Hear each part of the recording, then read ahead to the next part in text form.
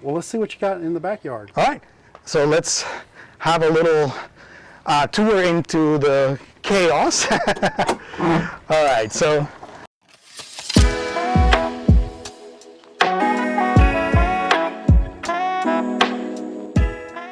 let's go over here.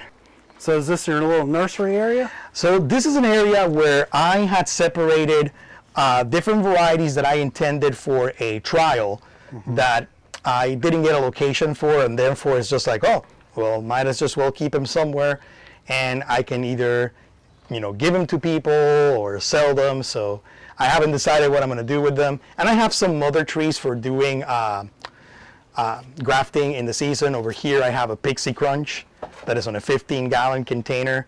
I got a pristine 15-gallon container. This one is a Dolgo crabapple. This one is Fuji, and this is a variety from New York that's called Bonkers. Okay. So this is just getting some stuff. Over here there are some grafted trees, like I said, that they were intended for a project and never got placed, so they're kind of like my orphans right now. Okay. These are on Geneva 890, and then the ones over here are on M111. So M111, so you're dealing with a bigger tree. exactly. Now they're not going to seem bigger than the other ones because they are planted in small containers, but once you put them in the right soil, they take off. It's a really vigorous rootstock. I intended this originally to be a raised bed of apples. Over here we have Nub Russet, which is the one that looks like a toad. Okay. It's a nice variety, very sweet. This one is a German-Danish variety. I think, if I'm pronouncing this right, it's Systemüller Zitronenapfel. So, Fair enough. We'll go with it. all right. This is a blue Permain. It's okay. just going crazy, and it grew much more vigorously compared to the other two. I had to tie it down. This one is not an apple tree, but it's a mystery. I thought originally this was citation rootstock. So I grew it because I wanted to get enough sign wood to use that as interstock between plums and stone fruits. And then what happened is that when I'm looking at the descriptions of citation from people online, it's just like, well, this doesn't quite look like it's the citation leaf. I mean, it has the red tips like citation. It's got like a dark green reddish color like citation, but it's maybe a cherry plum. Who knows? Like maybe some myrobalan tree or something along those lines. And right now it's a mystery, but it's actually a good bridge between plum rootstock and peaches and nectarines. And I'll show you a couple of the grafts that I made. Cool. Awesome. And then this one is used for cherry interstock. So this is Mazard? what we believe to be the Z stem or the myrobalan R1, Okay. which is what the Zagers used many years ago to connect cherry trees onto citation rootstock, which is a plum peach hybrid rootstock. So this is something that I want to do for experimenting with ornamental varieties, like cherry blossoms, like probably like Yoshino or Okami, the Taiwan cherry. We're just kind of doing all sorts of mad experiments around here. All right, so let's come this way. I apologize for the madness. So this is the backyard area. There's a lot of stuff happening, and I'll try to walk you through some of the stuff right here. This one is a Saturn peach. Flat peach. This one actually is a round peach because this is the original Saturn. All right. So the donut peach, they call it the Stark Saturn, it's a different variety than this one. This one gives you like a beautiful carnation flower. This one is already kind of like semi-spent, but it's a beautiful flower, double flower, ruffled. And then it has a few peaches out of season right here. Some doubles, some you might singles. be able to get those peaches before you get a hard frost. Huh? We just might. We just might. So these are other stone fruits that I planted here. This is Royal Crimson Cherry. This is a self-fruitful low-chill cherry. Wow. So So you're not only growing apples, you're growing cherries. Stone fruits of different kinds, so we're trying to go with the low chill Is cherries. this flowered for you, or is it? This is the first season in the ground, Okay. so it'll probably be another year or so before it can get some spurwood. Yep. In the corner, there's Mini Royal and Royal Lee. Oh, okay. Next so to those each are other. supposed to be a low chill cherry that we're Yep. able to grow in southern climates. Mm-hmm. But it typically doesn't like the humidity on the East Coast. Yeah, It that's really the likes- problem. So it's all experimental at this stage, but we're giving it a try and see what happens. Got a nice winter pearmain apple growing right there. Yes, Got that tree had probably close to about 200 fruits earlier this season, Wow. and most of them got wiped out by bitter rot. Really? Yeah, that was Oh, the hate to sad hear part that. about it. Yeah. Do you think the bitter rot is due to the humidity that we have here? It gets activated by the humidity and the heat. So right when you see them about to bloom, you have to spray them with a copper fungicide in order to quell the infection when those conditions come about in the summertime. Okay. Over here, this one is an Okami ornamental cherry that is grafted onto a plum rootstock, but then using the stem, the cherry inner stalk, as a connection between the plum rootstock and the variety. And this is from this year. This was grafted probably in about February of this year. Yeah, And- a lot of people may not know about interstem, where you take one, and if you try to graft the canopy right onto this rootstock, it'll potentially fail. But because you put an interstem, kind of a go-between between the two, it has a better chance of surviving. Exactly, because it's compatible with both the rootstock and the cultivar that you want to grow. And this one doesn't really give you any edible cherries, but the beauty of the flower and thinking, wow, cherry blossoms in Florida. Who would have thought, right? And not just North Florida, where you can get a little bit of chill because it's so close to Georgia, but here in Orlando, which is subtropical. So to me, this is one of my pride and joys. And I did it not just with the ornamental cherry, but I also did it with peaches. Okay, so what do you have here? So over here, I have I want to say it's a tropic snow peach, which is one of the low chill peaches we get from the University of Florida, but grafted onto a plum rootstock using the cherry plum inner stalk that I just showed you a few moments ago. Notice how that graft healed very nicely, and this is from this year. This Great. year. That's great. So Very exciting. yeah. And then we have other ones that are a little bit smaller. This is an Arctic Star nectarine, but it's basically the same idea, grafted onto a plum rootstock using that inner stem. This one is another one. It's a Snow Queen nectarine. You can see that it's just really a baby, but it had the same idea, plum rootstock, cherry plum inner stem. And what, about 4 to 6 inches? Exactly, yeah. So that is the recommended length for a bridge in order to make it successful. Yeah. All right. If you want to come over here to this side. And these over here are my mad scientist apple seedlings.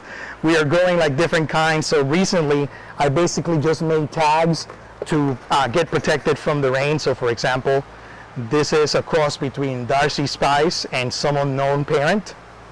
And I'm just labeling the years so that I know how far along they have come. My very first one, you know how Stephen Edholm did Bite Me as his very first seedling apple that he got out there? This is the equivalent for me of Bite Me. So that's your very first cross? This is my very first apple seedling. It comes from a cross of Blue Pearmain, and it grew really vigorous. I actually attached these to a couple of rootstocks. I have it in the front, I have them like individual trees. Over there, there's one on bud 10, so that's fine. This is the Red Devil seedling. This is the original one, right here. You can see the dark character of I it, see it. of the wood.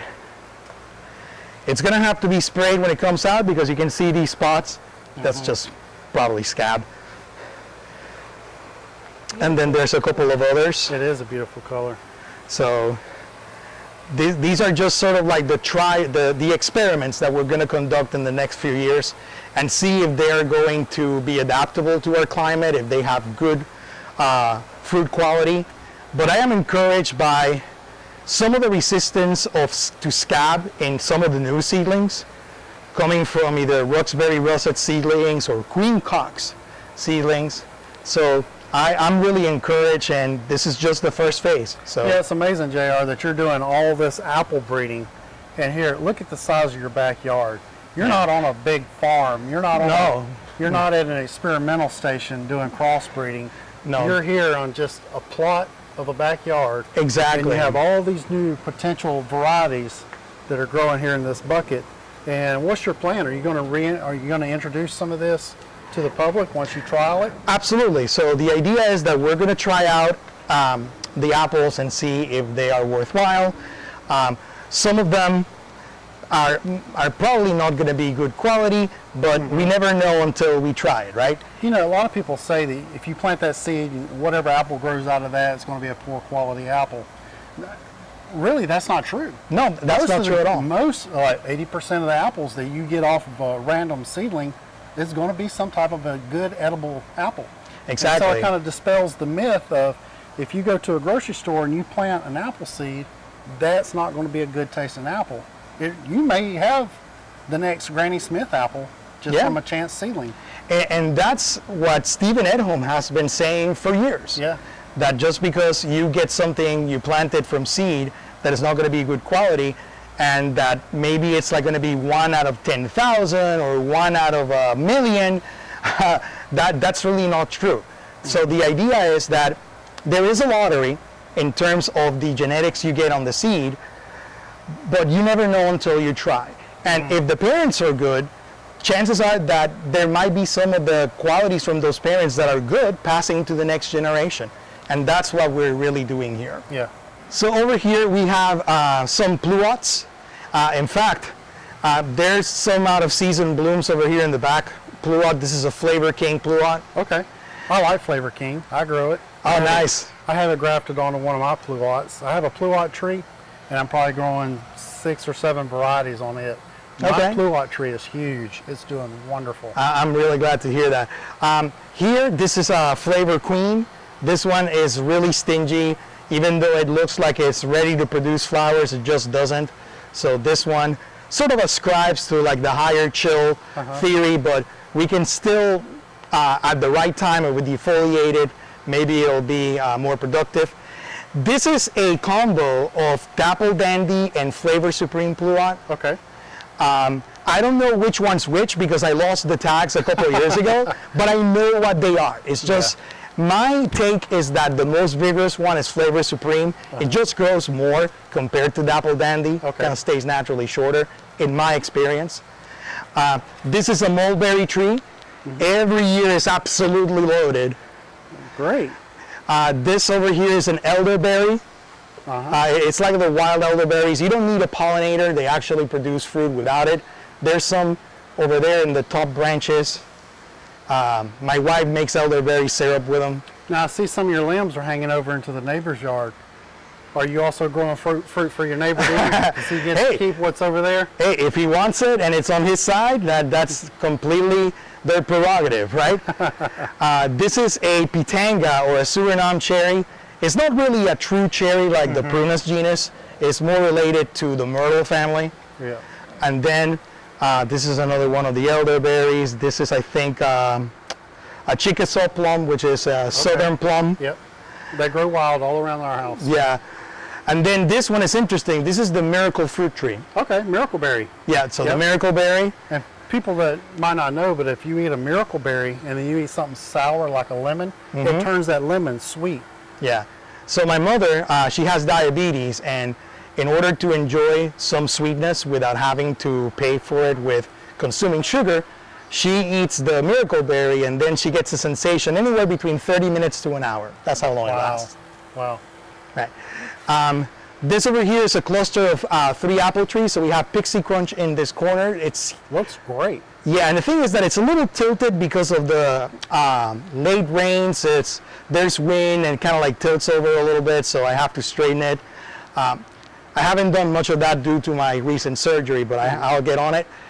This one in the back is golden russet, and this one here is Cox's orange pippin, which is a very well-known apple in the apple community. It's the English apple for dessert. And it's several hundred years old, isn't it? Oh yeah, from the 1800s. 1800s. Mm-hmm. Now, looking here at these apples, one thing I noticed that your neighbor has some passion fruit growing up in his tree over there. See those? And it looks like purple possum. Which I just got a purple possum passion fruit last week from Marty at Shuckleberry Farms. He gifted me one of those. I'm excited. Yeah, those are great. And there's also some citrus in the back for in that neighbor's yard. So you can see that, wow, citrus, apples, and then next to it, mango trees. Yeah. So we're really pushing the limits of what can grow in a subtropical region like Orlando, and not ascribing to the chill. I want to demonstrate one thing for backyard culture. There's this thing called 3 in a hole, where you put 3 trees in one hole, and that's what JR has done here. Are those 3 different varieties? Yep. So this one is fruit punch, the one on the left. The one in the front is lemon meringue, and the one in the back is coconut cream. Those are 3 wonderful varieties from what I hear, and I would love to sample any of those 3 or even all 3. So if you come back here around the end of June, middle of June, they'll definitely be ready at that time. I don't come to South Florida in June and July.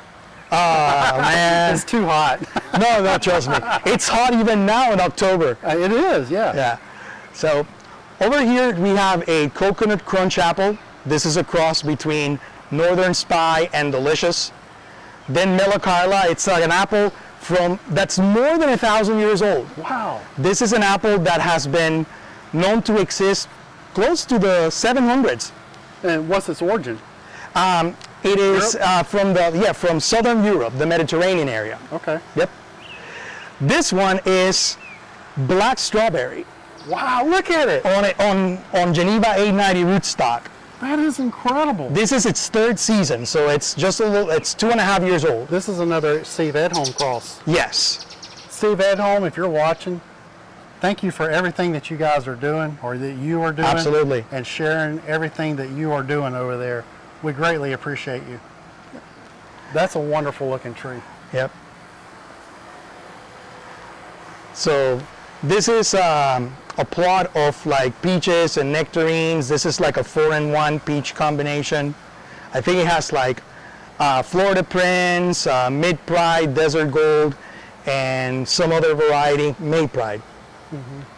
These guys in the back, they're nectarines. This one is Desert Dawn and Desert Delight.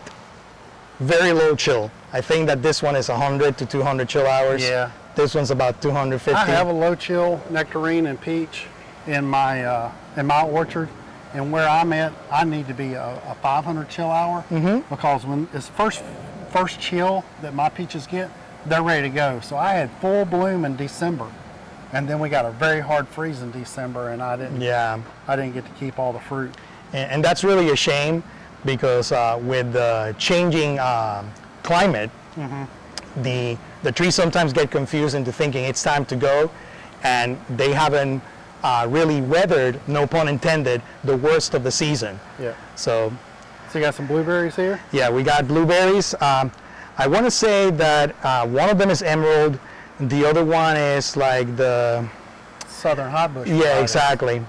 Yep. Yeah. And yeah, it's like a stray flower right now. Yeah. It's kind of crazy, but these are probably February bloomers, somewhere around like early March. And then over here, this is our Plum Plueri area. Okay. So more stone fruits. Stone fruits, yes. So this is Dapple Supreme.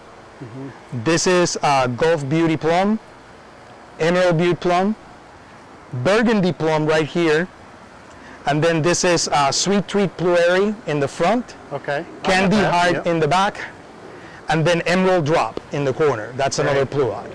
It's got some bananas. Yeah, this one with the subtropicals. Yeah, so these are the ice cream bananas. Okay. So And you can definitely get bananas where you're at here. Yeah, and we've gotten some. It's just that we're thinking that the quality for what we get here is just like, not quite like ice cream. I know that that's really like maybe a suggestive name, but we're thinking about maybe just getting the bananas out of here and just doing this for maybe like a persimmon bed or something that's a little bit more perennial. This was an experiment that I did with a Dorset golden apple that is just like, I bought it somewhere in a nursery, but I'm gonna use it because of the branching to put like multiple varieties. So I have like Molly's Delicious, Mother, Red Free, Junaluska. In fact, there are some that are kind of like stalling a little bit, but right here, these are supposed to be Junaluska apples. It's starting to go into some cooler months, so maybe you'll get some growth. Yeah, maybe. So we'll see what happens. But also, you can see the bottom of the trunk. It's kind of being attacked, perhaps by borers. So it's going to have to be painted in order for it to continue. Stay, yeah. So we'll see what happens with that. This one is a Razor Russet. Okay. So it's a seedling of Golden Delicious that's supposed to be spicier. This is another one of the experiments. This is a bridge graft between Geneva 890 at the bottom and Bud 9 in the middle. Okay. So to keep the tree small, but have all of the protection traits, resistant traits of the Geneva 890, and it's on a queen cox. And it produced apples the very next year after I did the graft. Right. So right now it's kind of like taking a break to branch out and become a little bit more structured. Let's see, Rubinette. Yes, this one had apples just a couple weeks ago, man. Really? Yeah. Oh, this one had it. This one had it, which is Gold Rush. The small one is Pink Parfait. This one is Chenango Strawberry. And then this one is Kids Orange Red. But look at the texture. I didn't do any training of the branches at all. This is just natural. So they trained themselves to be horizontal. So I'm hoping for some fruit next year. And it's so vigorous, I have to go back every single time, and then these laterals right here, the secondary branches, gotta trim them every time. They look like they really want to grow. They want to grow. Some Geneva A90 as well. And this whooping tree, beautiful, is Cherry Crush. Cherry Crush, look at this. Another one of Stephen Edholm's varieties. It looks wonderful. See, it's a whooping tree. You know, I have to say, and I'm not just saying this because Stephen Edholm bred this, but every one of his varieties is doing really well for you. Yep. So this one here in the middle, and it has some apples in the back, this is a Grenadine cross with Lady Williams. So it's the Grenadine Lady Williams 11-1. Okay. I grafted it on Geneva 210, which is similar to Geneva 80. And the first year, it produced a little bit of fruit. This year, late, it produced some fruit. There's some fruit in the back. Yeah. It's supposed to get much bigger than this. Like the apples are probably fist-sized. Wow. Now again, look how good this bark looks on here. There's no disease. There's nothing going on here. This is an excellent looking tree. Yeah. Great job. Yep.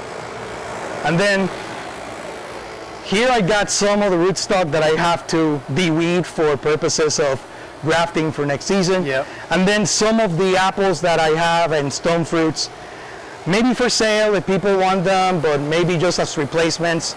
So there's a lot of interesting stuff over here. Now you are a nursery, right? We have a nursery license, yes, under the name Stone River. For people that are looking at us right now, since we live in a subdivision that has an HOA, doing business is kind of like not official.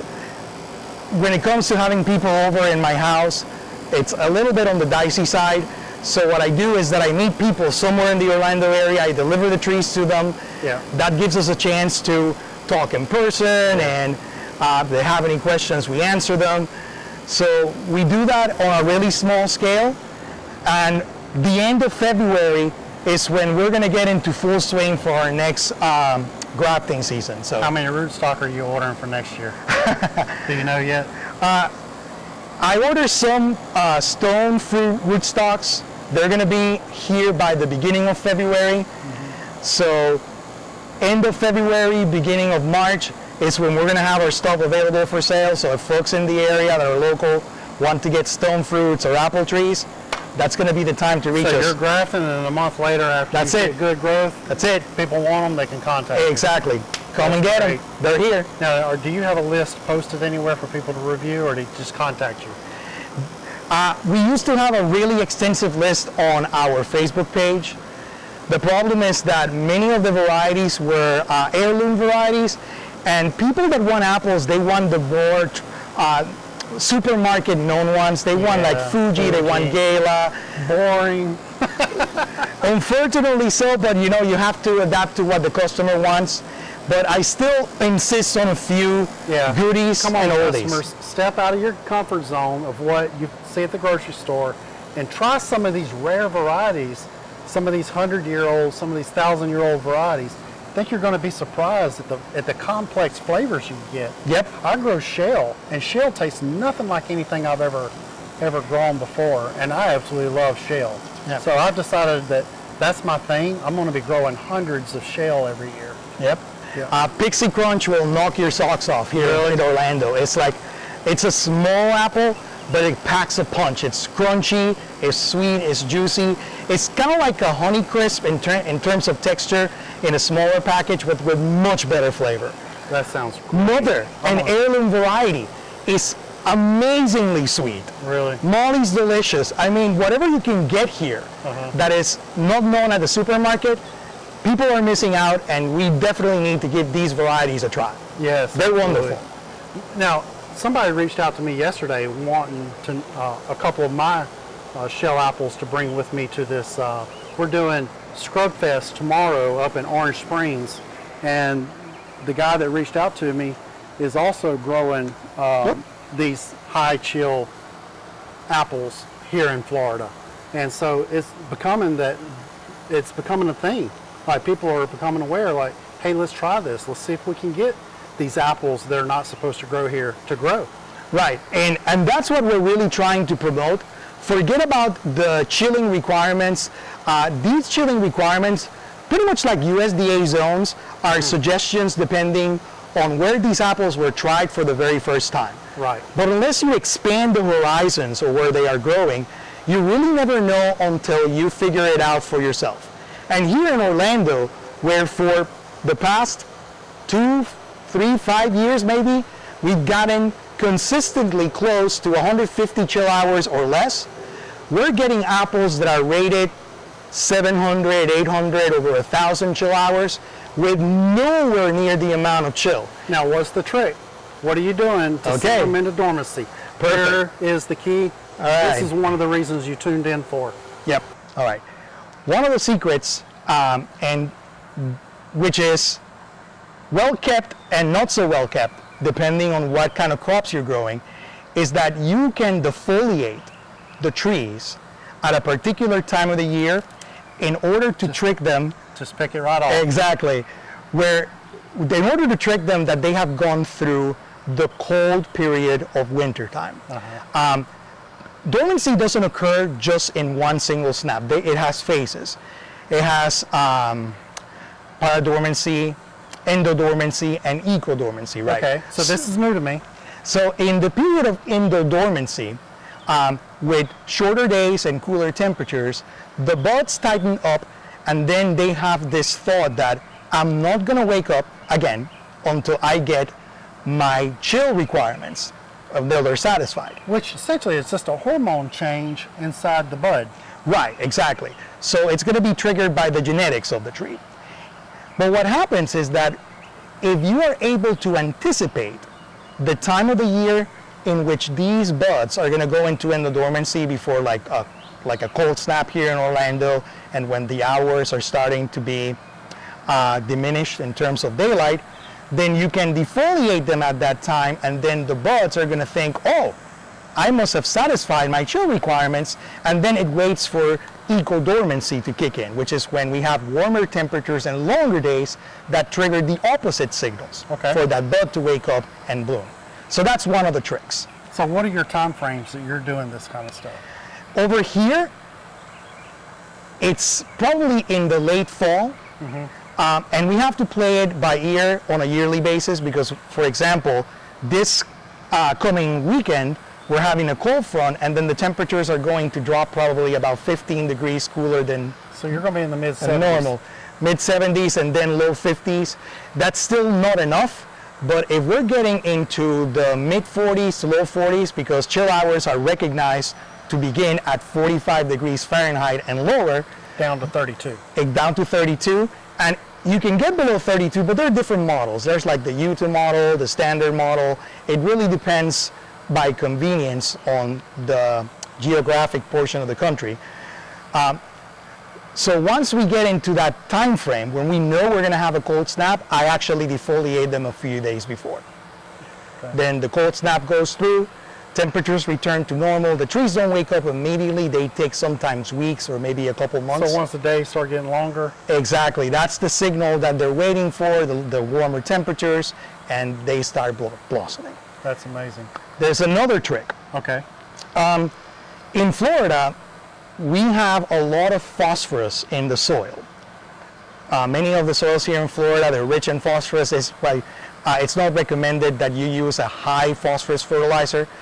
The problem is that phosphorus is not an element that moves well in the soil. So it needs help in order for the plants to absorb it. So even by using a high phosphorus and potassium fertilizer, I recommend using humic acid. Humic acid is derived from leonardite, which is an old mineral deposit. And what it does is acts like a chelation agent. So chelation is when you have elements or ions of those elements that are not usable, but then in chelation they get cut into different ions that are usable in the soil, and then the plant is able to absorb them better. And it makes a big difference, trust me. So doing the defoliation, using humic acid in your fertilizer blend can make a world of difference. Ow, ow, ow. I'm getting that bit. I'm sorry. Doing the what now? Hold on. No, it's okay. She's like doing the what? And she's stomping off. Hold on. Ouch, that's gonna hurt. Okay. Yeah, doing you're the- standing there. Let's move. All right. So defoliating your trees before a cold snap and also adding humic acid to your fertilizer blend can really go a long way into helping your trees bloom. Okay. Yeah. So All right, JR. How can people get in touch with you if they want to see what you've got for sale in their collections and stuff? How can they reach out to you?